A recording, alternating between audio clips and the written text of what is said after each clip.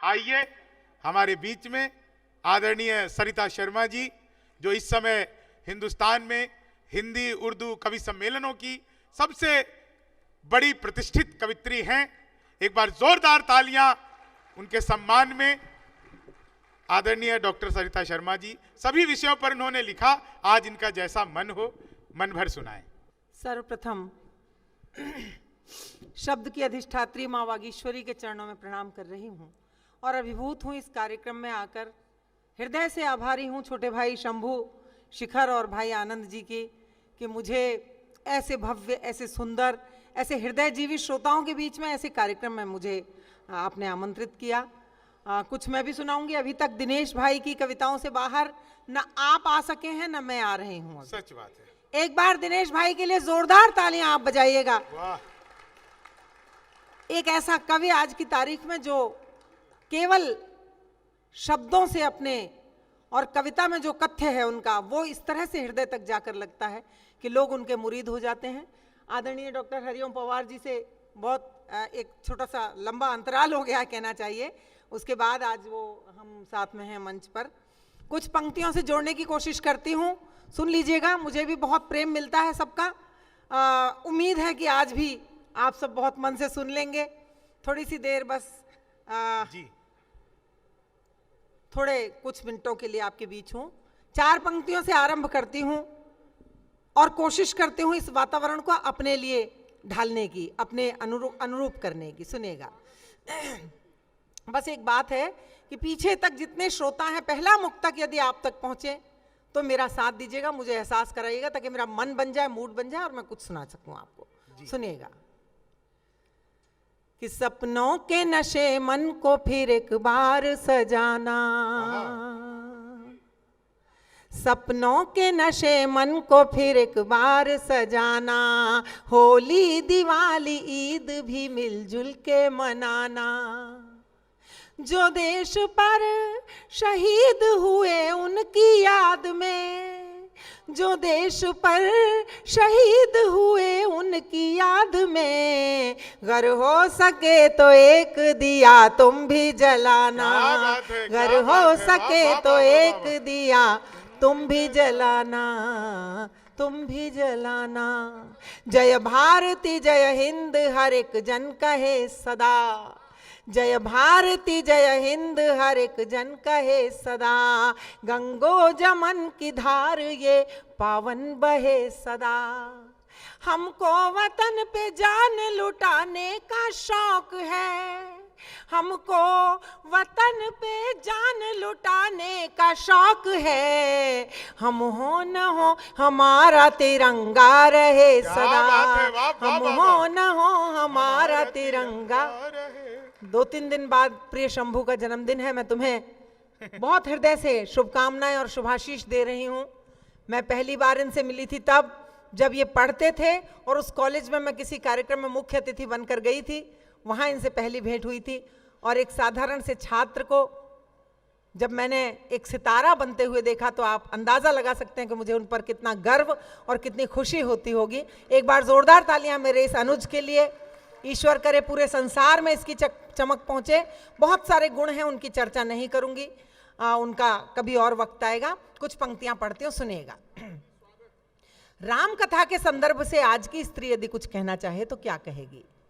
खुद अपनी भावनाओं को संन्यास न देना, खुद अपनी भावनाओं को संन्यास न देना, जीवन में कभी प्रेम को उपहास न देना, तुम राम बन भी जाओ तो दुनिया के वास्ते, तुम राम बन भी जाओ तो दुनिया के वास्ते, सीता को दोबारा कभी वनवास न देना, सीता को दोबारा कभी। प्रथम पंक्ति के मित्रों के भी हाथ खुलें।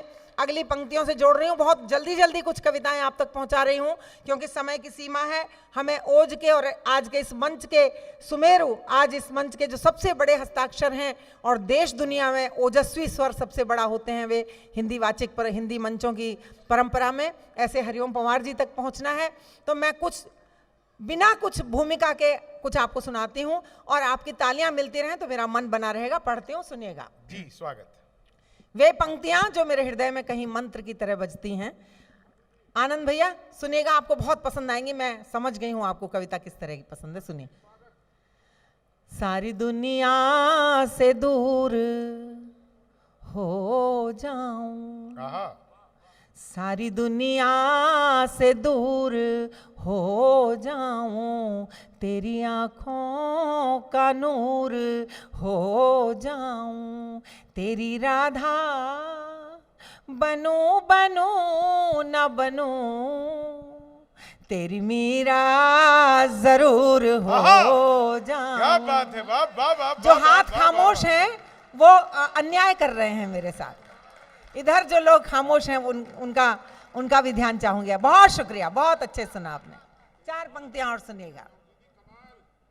कि धर्म का अर्थ धाम से पूछो, धर्म का अर्थ धाम से पूछो, प्रेम का अर्थ श्याम से पूछो, कितने मीठे है बेर शबरी के, पूछना है तो राम से पूछो। क्या बात है, क्या बात है। पूछना है तो धन्य हो गई मैं, निहाल हो गई आपके इतने स्नेह से।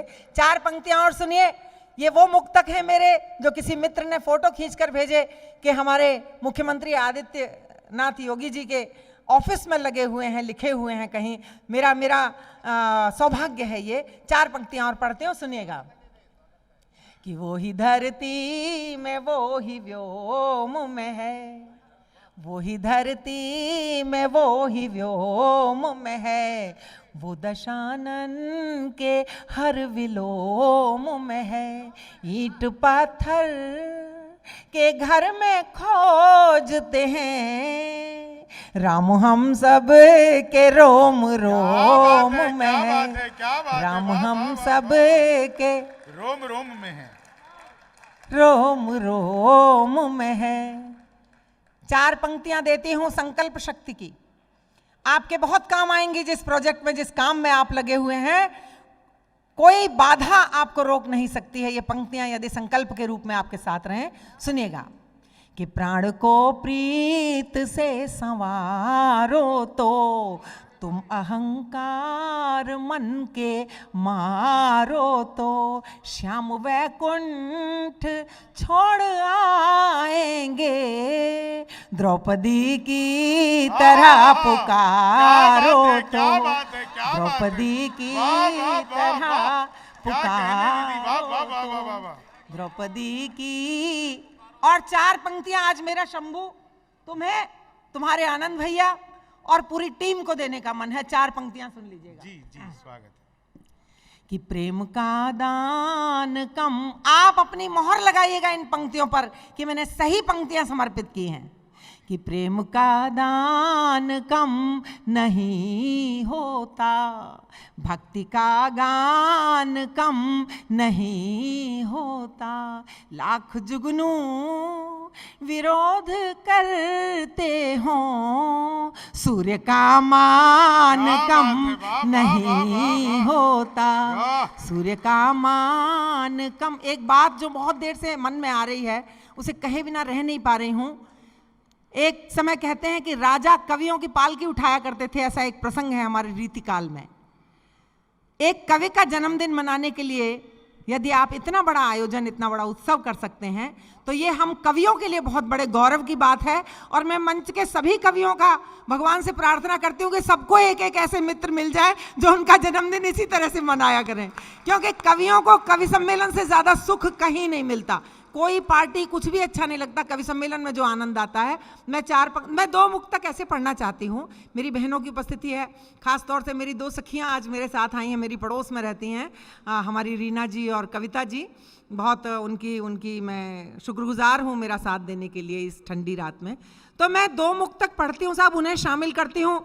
2 बेटियाँ बैठी हैं, मेरी बेटी और एक स्वाति जी, बिल्कुल वो भी हमारी बिटिया है। मैंने 2 बेटियां कहा। एक स्त्री के मुक्तक पढ़ती हूँ, 2 आत्मकथ्य के मुक्तक। एक ऐसी स्त्री जिसके पास बहुत सारा धन, बहुत सारे साधन सुविधा तो नहीं है, लेकिन उसका मन इतना अच्छा है कि उसके घर में आनंद ही आनंद मिलता है। तब 2 मुक्तक पढ़ती हूँ, सुनिएगा। ये वो मुक्तक हैं जो सर्वाधिक स्नेह पाते रहे हैं दुनिया भर में, वो मैं पढ़ रही हूँ, सुनिएगा। कि सूखे पनघट की गागरी हूँ मैं, सूखे पनघट की गागरी हूँ मैं, फिर भी कितनी भरी भरी हूँ मैं, तेरे घर की मैं चांदनी ना सही, तेरे आंगन की देहरी हूँ मैं, तेरे आंगन की देहरी हूँ मैं, और देहरी जब भी पार करता है, क्या कभी तू विचार करता है, तेरे कदमों की एक छुअन के लिए दिल मेरा इंतजार करता है, दिल मेरा और इस श्रृंखला का एक आखिरी मुक्तक पढ़ती हूँ, उसके बाद गीत पढ़ूंगी, सुनिएगा। प्रेम की पराकाष्ठा क्या हो सकती है? लोग कहते हैं कि प्रेम सागर से गहरा होता है, आसमान से भी ऊंचा होता है और पता नहीं क्या क्या, लेकिन मुझे क्या लगता है कि प्रेम की कोई सीमा हो तो क्या हो सकती है, सुनिएगा। कि अब तो हद से गुजर के देखेंगे, ये व्हाट्सएप बन जाती हैं वैलेंटाइन डे पर, ये मेरी पंक्तियां व्हाट्सएप के स्टेटस में चलती हैं, सुनिएगा। शंभू ने भी बताया था कि आपकी पंक्तियां सुना सुना के मेरा बहुत काम बना है दुनिया में दीदी, स्टूडेंट लाइफ में। तो खैर पंक्तियां पढ़ती हूँ, सुनिएगा। कि अब तो हद से गुजर के देखेंगे, कुछ नया काम करके देखेंगे, जिसकी बाहों में जी नहीं पाए, उसकी बाहों में मर के देखेंगे, उसकी बाहों में। 2 सवैये सुनाती हूँ आपको, सुनिएगा। हाँ, मैं वो गीत सुना दूंगी जरूर। दिनेश पढ़ रहे थे तभी मन बन गया था उस गीत के लिए, सुनिएगा। ठीक है, मैं सुनाती हूँ। मेरा मन है, मेरी आदर्श रही है मीरा, उनसे बड़ा कोई उदाहरण मुझे प्रेम के मामले में दिखाई नहीं देता। तो मैं एक सवैया बहुत जल्दी से 30 सेकंड में सुनाती हूँ और दूसरा उसके साथ लगाकर सुनाती हूँ, सुनिएगा।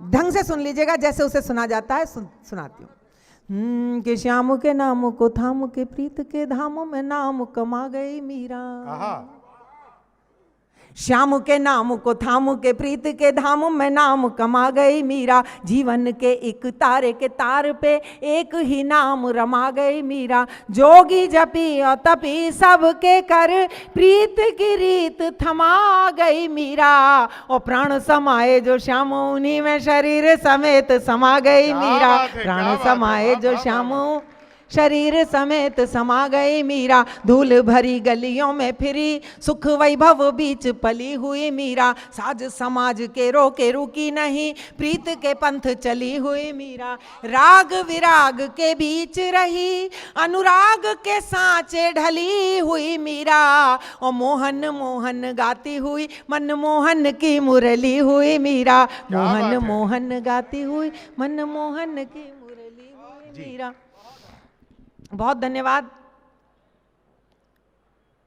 बसंत पंचमी निकट है, होली का कुछ होना चाहिए था, लेकिन मैं सब छोड़ती हूँ, समय की सीमा है। छोटा सा 3 मिनट का एक गीत पढ़ती हूँ, जिसके लिए पीछे से आवाज़ आई, मेरी अपनी बेटी ने कहा कि मैं वो गीत पढ़ूं, और मैं इसलिए नहीं पढ़ना चाह रही थी उस गीत को क्योंकि जब भी ये मंच पर होती है, ऐसे अवसर बहुत कम होते हैं। धन्यवाद भैया इस बात के लिए भी कि मुझे फिर से एक बार बेटी के साथ मंच साझा किया और मैंने उसे सुना। आप सबका आशीष मेरी बच्ची के लिए उठे। अगर आपको उसकी कविताएं अच्छी लगी हों, पद्मिनी शर्मा मेरी बेटी है, जैसा शंभू जी ने बताया। मैं पहली बार ये बात कह रही हूँ, मुझे बहुत संकोच होता है, मैं किसी से कुछ कहती नहीं हूँ, लेकिन आज मुझे अच्छा लगा उसे सुनते हुए। मैं वो गीत पढ़ती हूँ जिसके लिए उसने खुद कहा, और मैं उसे इसलिए नहीं पढ़ना चाहती थी कि जब भी वो उस गीत को सुनती है तो वो रोती है, इसलिए मैं उसे पढ़ना नहीं चाहती थी, लेकिन आज उसने खुद कहा है तो मैं वो गीत पढ़ती हूँ और आप सबका मन मांगती हूँ। एक बार थोड़ी सी तालियां बजा दीजिएगा।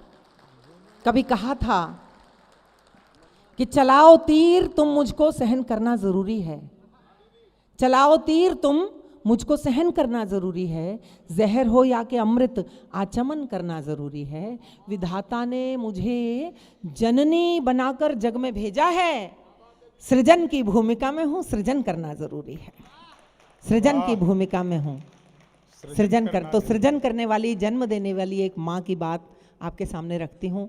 बहुत कुछ बदल गया। हम अपने माता पिता से जिस तरह बात करते थे, अब बच्चे बिल्कुल दूसरी तरह से बात करते हैं। हमारे ज़माने में